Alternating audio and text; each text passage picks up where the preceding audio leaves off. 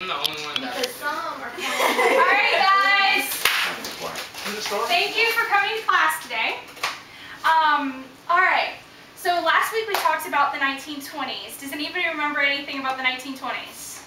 the flappers. Right, they were the flappers. Bethany, what do you remember about the 1920s? It was the roaring 20s. Right, that was the nickname, the Roaring 20s. Alright, well this week we're going to talk about the 1930s and the Great Depression. Some fast facts of the 1930s. Okay, population was 123 million in the 48 states. 48 states. Hawaii and Alaska were not part of the U.S. in the 1930s. Yes. The average salary was $1,368. Gas. Yes, a year. It's insane that compared to gas. today, isn't it? Unemployment rose 25%. Now, who can guess why unemployment rose? Great Depression. Exactly, Jonathan. All right. Bucket. Milk. How much do your parents spend for milk? $5. Right. About now, it's about $5 a gallon.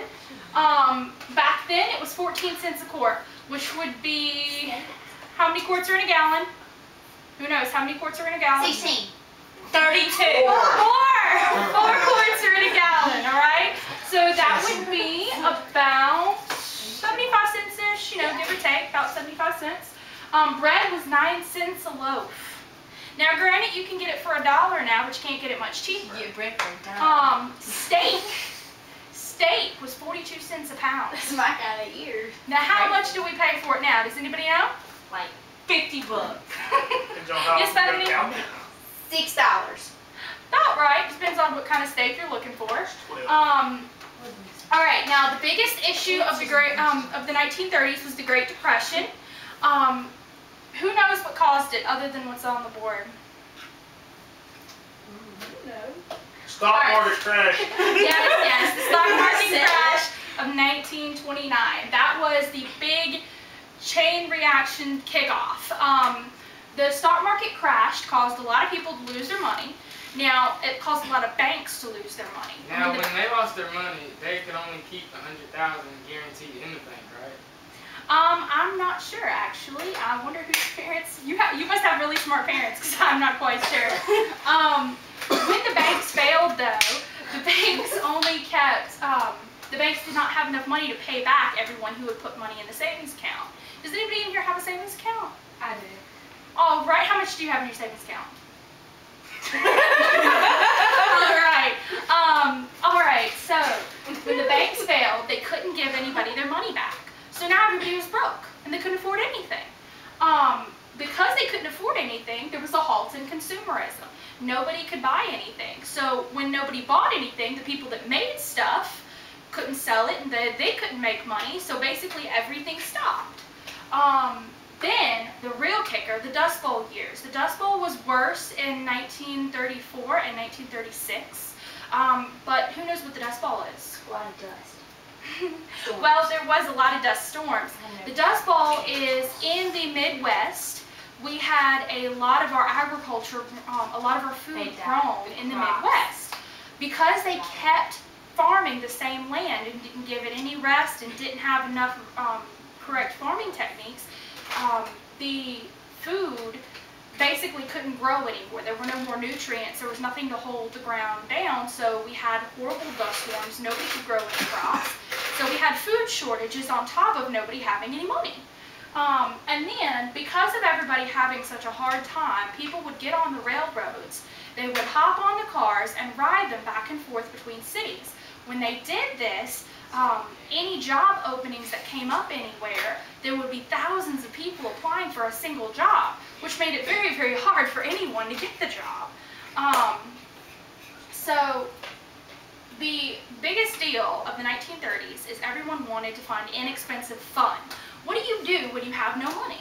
Well, at the time, movies were really cheap. Well, they're not these days. Exactly. Movies are not these days, but at the time they were really cheap, so they were a great thing. Plus, in the 1930s, which animated classic came out in the 1930s? I'll give you a hint. Disney's first. Oh, Mickey Mouse. Cinderella. No. Snow White. Snow White. Snow White and the Seven Dwarfs. First full-length animated Disney movie ever put out, and there was actually a lot of controversy over it when it came out, but it was a great hit. Also, board games or parlor games. People like to play things, play little games with their family because that was entertainment, because it didn't cost you anything, but you still had fun, something to keep your mind going. Radio programs were a big deal. Nowadays, we have a few radio talk shows and things like that, but most people don't really listen to them anymore. But back then, they had something almost like, who's listened to an audiobook before? Oh, I have. Yeah, see? People would read the books out, they would read things out, and people at home would sit there in front of the radio and listen, and it would be almost like TV. Yes, Sean? What's a parlor game? Parlor games are like hide and seek, or Marco Polo. Marco Polo. Why are they It's called not quite, parlor but games? because it was things that you played in the living room. A parlor was a living room, or a game room, some I thought kind it of was kinda like a combination of that. barbershop. I thought it was too. No, it wasn't a barbershop. Also, we had Franklin Roosevelt's fireside chats. That was on the radio. People listened Yes, to talk the president, Franklin Roosevelt, was trying to lift spirits of the people of the country. So he would actually go on the radio and talk to the people out there in America. And the things he would talk to them about, things that they could relate to, and he would try to lift up their spirits and give them something to look forward to. Because at that time, people were really miserable. Also, the most awesome, it was the debut of mystery novels. Nancy Drew. Yes. Nancy Drew did not come out then, but who knows Agatha Christie? Oh, Who? no. Agatha Christie, she's a popular fiction novelist. But basically, mystery novels came out because it was something, at that time again, books were cheaper, and it was something for people to, just to get their minds off of things. You could sit and read, that would give you something to do. The Hardy Boys out? No, the Hardy Boys were not out. Alright, so the arts, visual photography, that actually made a big impact. Photography was a powerful way to express the Great Depression. At that time, or up until that time, people had not really considered photography a form of art. But during the Great Depression is when it really started to flourish. People started to use the power of the captured image to give off a good meaning. Also, color film was introduced by Kodak in 1935. So they could start expressing, even better, you could start showing people real life visions of what people were seeing. Another form of art, well, in the photography, you can see this, this kind of stuff. What kind of emotions does this give off to you? Pretty sad. Stress, despair. Despair, good word. Vocabulary word, 5 points. Thank you. I'm winning. So people were very, in the pictures you could see what people were experiencing. Now someone in New York wouldn't see this on a day-to-day basis, but this photograph allows them to see reality of someone in the Midwest. We also have a series, the Migrant Mother photography series, was shot in California in 1936 by a woman photographer. She did several photographs of this one particular family. Perhaps the most popular picture is this one. You'll see it. If you Google the Great Depression, this comes up a lot. But it's the face of this woman is used as the face of the Great Depression. It gives off so many different emotions, and it's a very powerful piece. Also, you have the literature.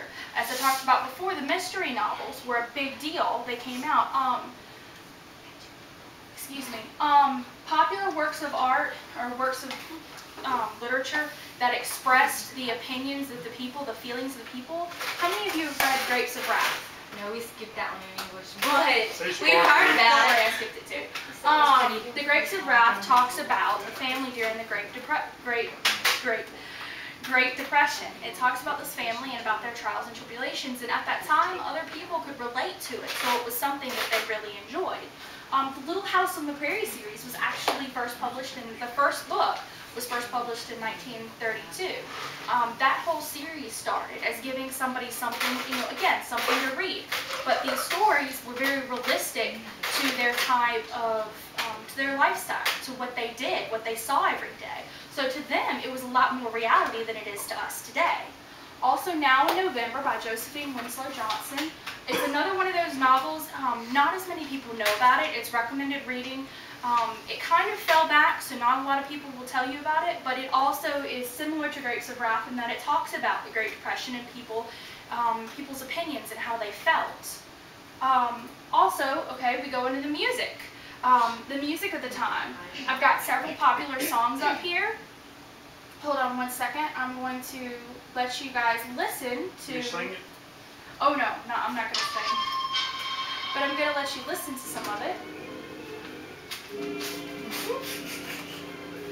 Alright.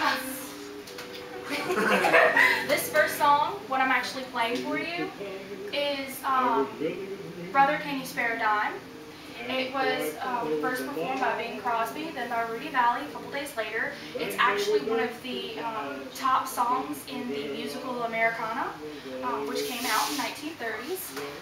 Popular lyrics that really express the people's emotions were, they used to tell me I was building a dream with peace and glory ahead.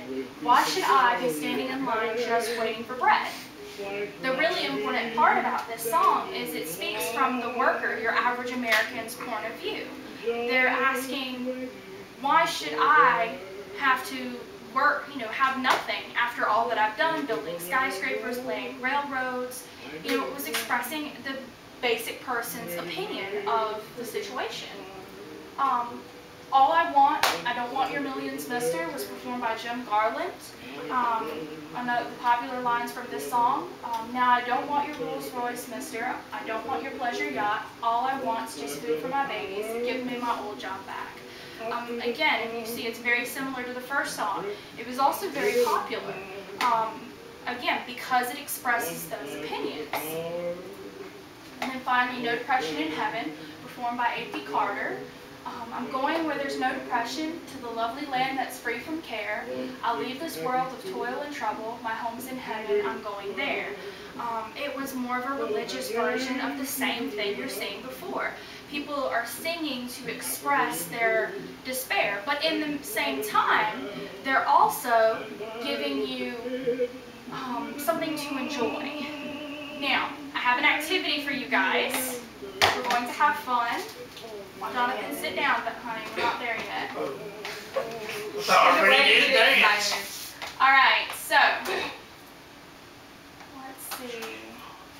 Okay, we are going to learn how to do the jitterbug. This was originally called the Lindy Hop, because Charles Lindenbaugh, what did he do? Anybody know? Charles Lindenbaugh was the first to fly the Atlantic Ocean. He was hopping across the ocean. So, when somebody was performing this dance, I can't remember exactly how it came about, there's no specific names, but somebody said, oh, well, they're doing the Lindy Hop. It later became known as the jitterbug. Now, can I have a volunteer? Somebody want to help me? Alright, Bethany, come here. Okay, guys, I want you to watch our feet, alright? And we have what's up on the screen to show you. This is performed with swing music. Alright, 1, 2, ready, go. They look like good friends. Alright, pair up, you partners. Alright, I got Jonathan invited to show you all Alright, hold on. Come on, class. Alright, so you step. We're all going one way. Side, side, side, side. Alright, mirror your partner. Mirror your partner, alright? Good job. Now go back in. Okay, then you repeat. Side, good, side, back. Good job. Good job, kids. All right.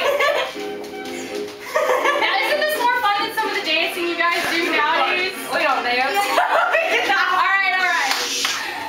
All right, guys. Now, I hope you enjoyed. I hope you practice. Thank you so much. And all right, guys.